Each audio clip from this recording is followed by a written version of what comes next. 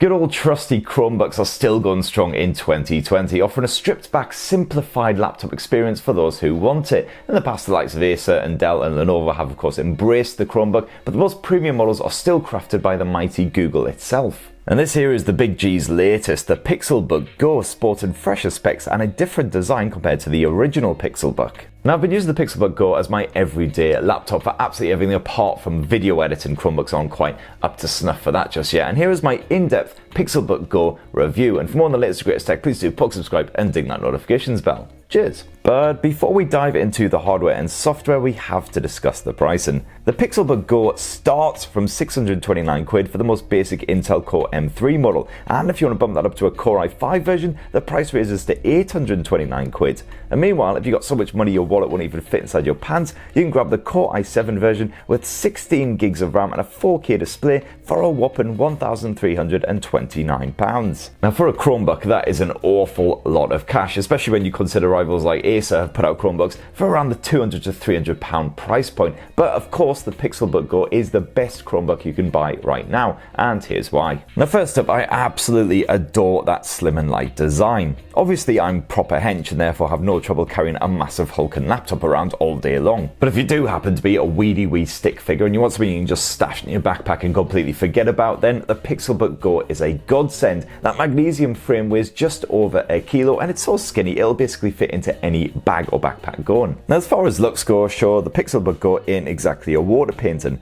That soft touch black exterior is pretty plain, although you can at least grab it in a light pinky colour if you fancy. Meanwhile, the bottom edge is all wibbly, that's definitely the official term, which helps to give the Chromebook a bit of extra purchase on your lap. Definitely good news if you're into wearing smooth pants. Of course, like other ultra portable machines, the connectivity is rather basic at best, so you do at least get two Type-C USB ports, one on this side and one on the other side, so that's pretty good for hooking up your peripherals, and of course you'll need that to charge the PixelBook Go as well. And besides that, the only other port you'll find on here is a headphone jack. Now, boot up the PixelBook Go and you're straight into Chrome OS in just a few short seconds. If you're not already accustomed with Chrome OS, it's basically a rejiggered version of Android for laptop-style devices. You obviously can't run any Windows or macOS software or anything like that, but you do have full access to the Google Play Store at least, so unless you want to do a really high-end task like video editing, something like that, you're generally well covered. And a lot of those big apps have been tweaked to suit a laptop display as well here for Chrome OS, although some unfortunately are stuck in that vertical smartphone aspect ratio, which does look rather pants. Get over that little foible though, and the PixelBook Go is basically a fully featured device that should suit everyone apart from the most demanding of creatives.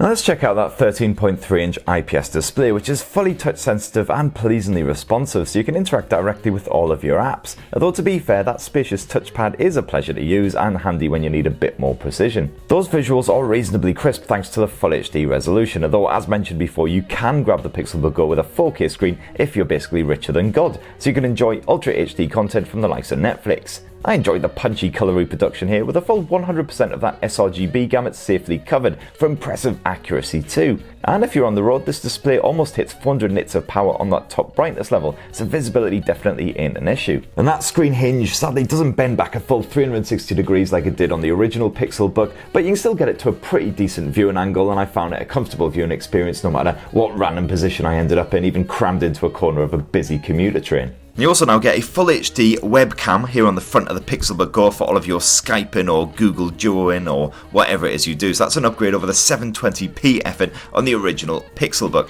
It's still not perfect. Occasionally you'll appear a bit washed out, a bit grainy, depending on the lighting conditions, but it ain't too bad. And as you can hear, the volume pickup is actually pretty strong as well, so you'll be clearly heard. The PixelBook Go also packs a proper stereo speaker setup, directing the audio straight at your face, which is solid work given the compact design here. And the speakers actually pack a decent bit of power on that top volume level as well. They're easily loud enough to annoy people in the adjoining room or to be clearly heard over a noisy kitchen environment. A quick demonstration. So last week I put out a video reviewing some of my favourite Android launchers that you can download right now in 2020, and at the end of it I asked you beautiful bunch to throw your own personal recommendations at me. And obviously you've got to temper your expectations as far as the audio quality is concerned. Don't expect pump and bass or anything like that out of the PixelBook Go, but basically you can connect your Bluetooth headphones or speaker, or you can get plugged in directly using that headphone jack, so I'd recommend doing that if you're going to enjoy a bit of music. And although this is a dinky machine, Google has made the most of that space and produced a good sized chiclet keyboard that is actually a pleasure to type on.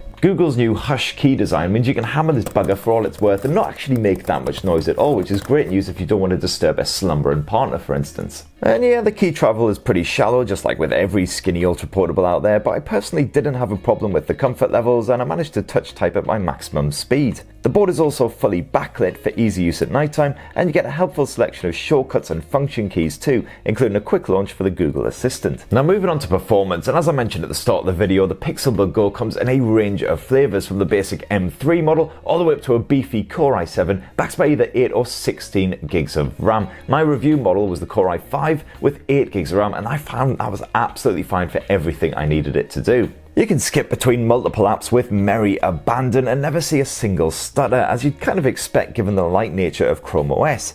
And while both the PixelBook and Chrome OS aren't exactly built for gaming, you can blast through the most demanding titles on the Google Play Store with a pleasingly smooth performance. But of course, one of the major advantages of Chromebooks over their Windows counterpart is their battery life. Now, Google quotes you 12 hours of use on a full charge. I found I got closer to around the sort of 10-hour mark with mixed use. That's basically mostly working in Chrome while streaming music in the background, while occasionally diving into a bit of Skype, a bit of Netflix, things like that. So definitely should do you the job for a full working day. So the question is, after rocking the PixelBook Go as my portable pal, is this wee monster worth a punt? Well, it's definitely one of the very best Chromebooks of 2020 so far. But bear in mind that for this kind of cash, you can definitely get a fully fledged Windows laptop, no worries. If you're sold on Chrome OS and portability is one of your major priorities, then this will definitely do the job. It'll keep you entertained and productive on the go. But the advantages over rival Chromebooks are rather admittedly slim, and of course that asking price is very steep indeed. So if money ain't no thing, I'd say probably go for it, but if you're on a bit of a budget, I'd say probably shop around and see what else you can get for your cash.